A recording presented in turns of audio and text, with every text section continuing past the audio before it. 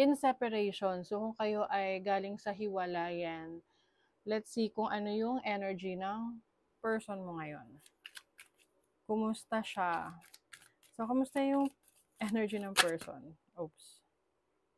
The High Priestess. Nananahimik. Oo. Pero alam mo, marami siyang mga plano na ayaw na niyang ipaalam kahit kanino. Or, this person is maaring nilock niya yung profile niya. Yung bang nagtatago. Oo. Nananahimik siya. Oo. Nananahimik pero nasasaktan. Ooh. Hurting in silence. Oo. And I think marami siyang mga plano ngayon. Nagsa-strategize siya about yung mga actions na gagawin niya. Okay. The Hangman. Ito ay actually hindi niya alam kung saan siya papunta ngayon. Oo.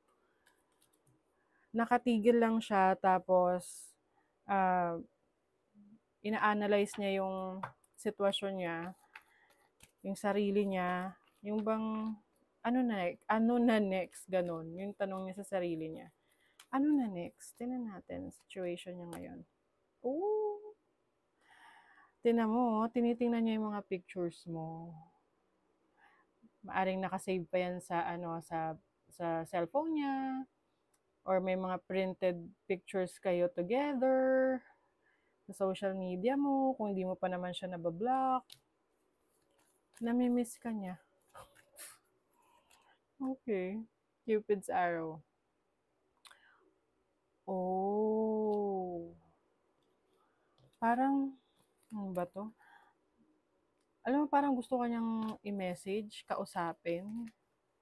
Gusto ka niyang kausapin. Kakaloka. Ito, sunglasses. Parang pinagmamasdan ka niya. Oo. This person is watching, looking.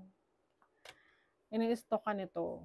Chine-check niya yung profile mo, kung saan ka pa active. Pero siya, nakalock yung profile niya. So, malamang meron tong mga dummy accounts. What is the Ten of Swords? The King of Pentacles. So, you may be dealing with an earth sign, Taurus, Virgo, Capricorn. Meron din ditong Pisces.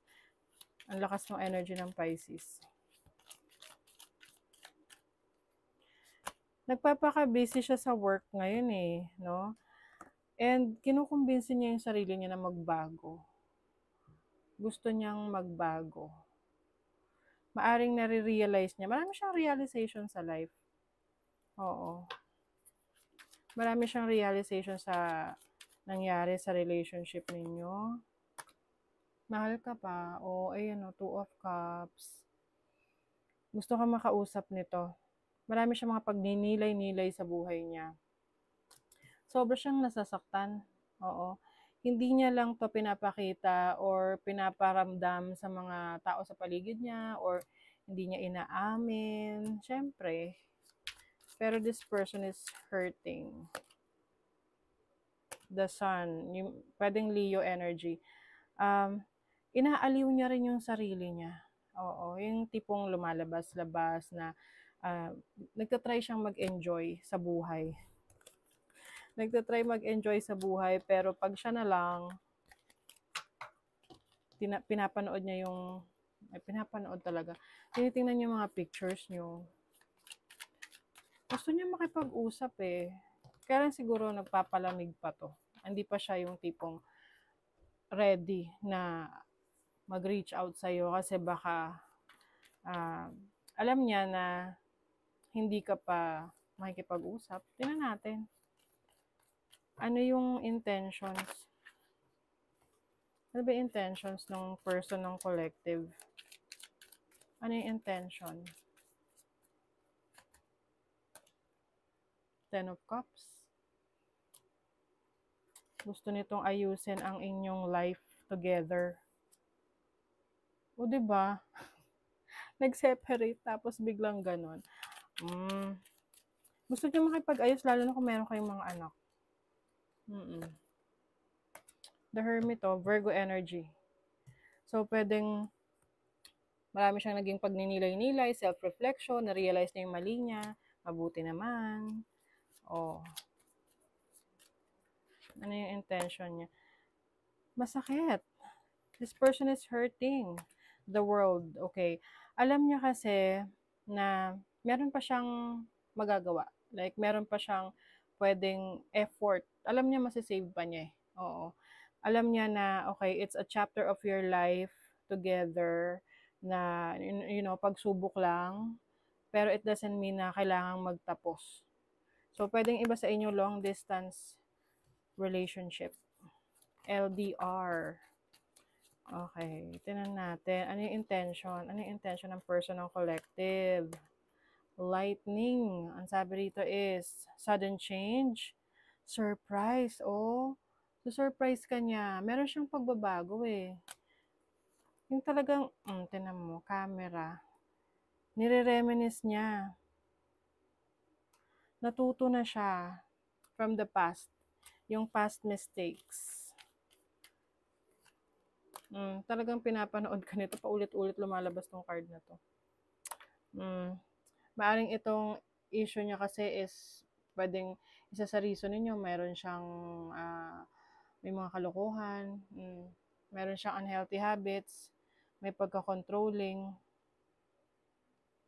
na-obsess. This person is also trying to heal from this relationship. So, tingnan natin yung action. Kasi, alam nyo, ang intention, pwedeng nasa isip lang yun. Pero, paano kung hindi naman yun yung gagawin niyang action? 'Di ba? Ano yung action ng person ng collective? Ano yung gagawin? Action ng person ng collective. Queen of Pentacles. So, lakas ng mga earth signs, Taurus, Virgo, Capricorn. The Knight of Pentacles. Naku, parang to alam mo yung comeback niya is may pagka galante. Dadaanin ka sa pariga-regalo. The King of Wands. Meron ding Aries, Leo, Sagittarius. The Moon. Okay. Alam mo yung kanyang actions na gagawin is base sa kanyang feelings, base sa kanyang nararamdaman, sa kanyang instinct, sa kanyang intuition. Hindi na siya nag-iisip. Ayaw na niyang i-overthink kasi nung mga nakaraan, sobrang na yung pag-iisip niya. So, sa kanya ngayon, pina-follow niya yung nararamdaman niya. At ang nararamdaman niya is to give you gifts. I-surprise ka.